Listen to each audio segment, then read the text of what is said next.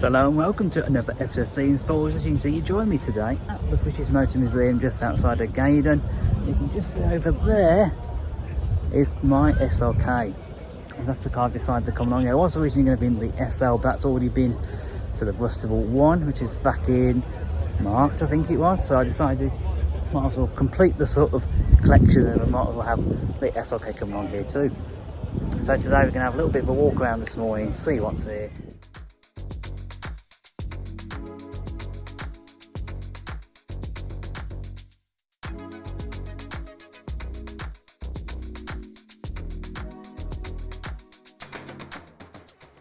So I always like to start with this SLK. It looks very familiar, so this is my 230 SLK. Now it's the first time I've taken this car to a show since I had the 3 spokes fitted and I'm really impressed with them.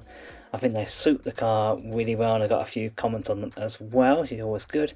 And of course I ended up going around the show on the hunt for other cars, which you may have seen on my Instagram story and my Facebook story, just showing cars with other 3 spokes.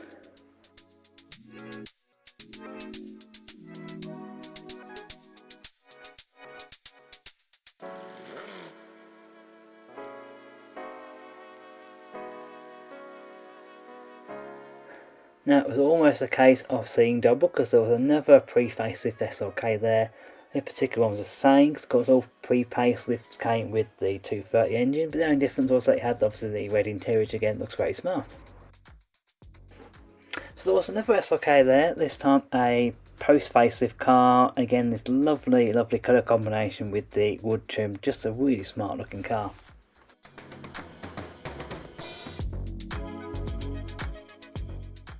Now I'm sure what I'm about to say will divide opinion, but I actually quite like these quite early A-class. This particular one is an R170 Avant-Garde, and I just think they're a little bit quirky, a little bit different, and if you read into the story behind them, actually it's quite fascinating.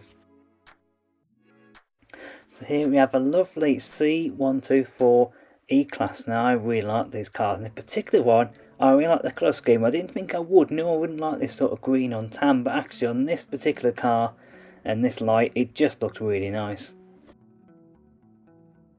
So another 124 from about the same time. This particular one is an A124, obviously it's the convertible, and again lovely colour combination with that dark green with the cream inside, and this particular one was an E220.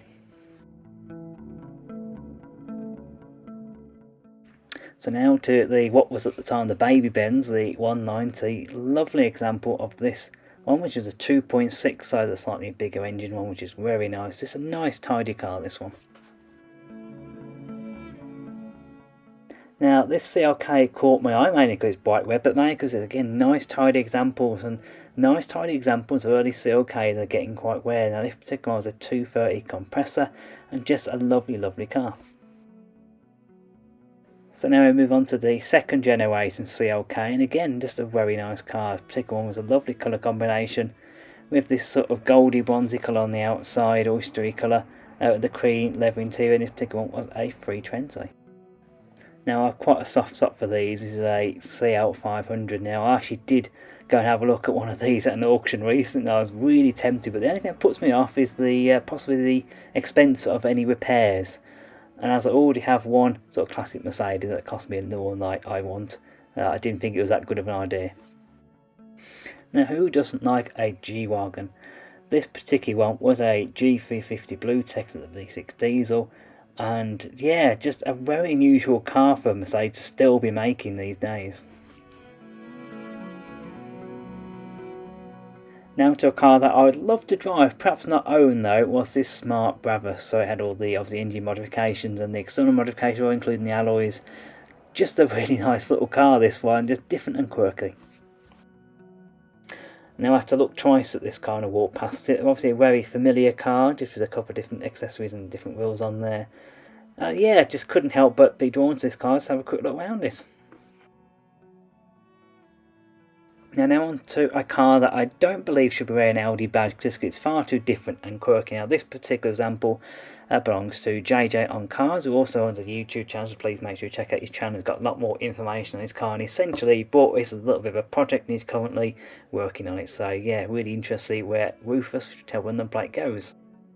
So another car owned by a YouTuber I like to follow. This one's OG Cars, and it's Georgina and Owen, and this is just a lovely little Renault Twingo. I've got into these quite recently just for being a bit quirky, a bit different. Obviously it's from left-hand drive, that's because they all are.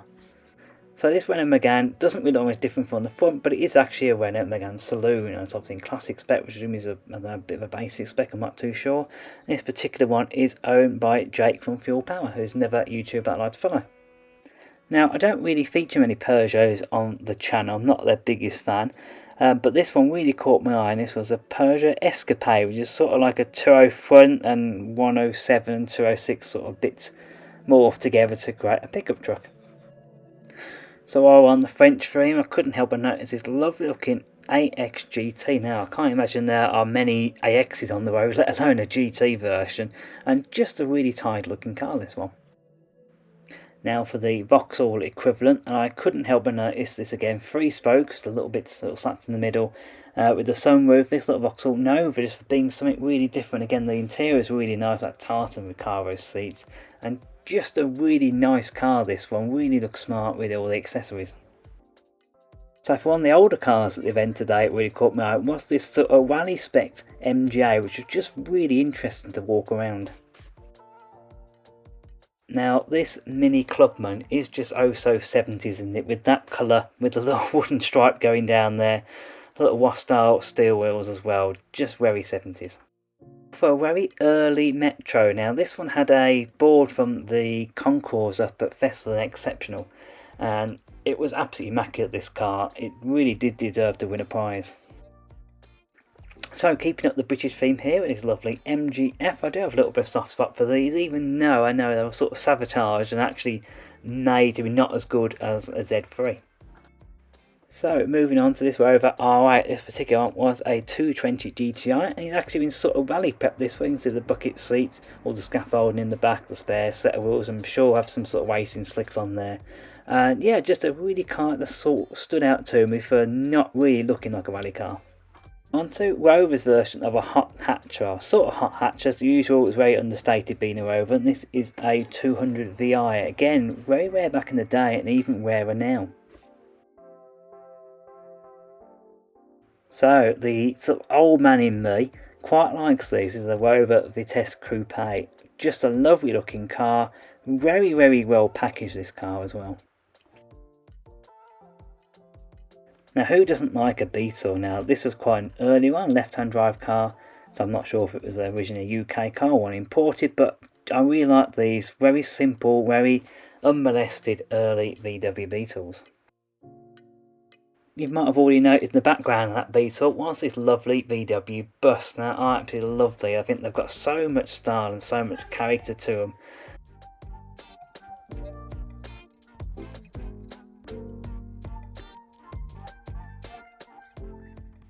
So I think the first generation Z4, this particular one being a 3 litre automatic, is definitely a modern classic that's definitely upcoming, that have been sort of overlooked for a number of years. What an absolute stunning M5 this is. I'm not too sure which particular model it is, I'm not that up my BMWs, but this one, you just couldn't help but stop and look at it. Every time I went past this car, it had a little crowd gathered around it looking at it. Now last but certainly not least was this Honda S660. Never actually came to the UK, this car, though I would have loved to have driven one of these.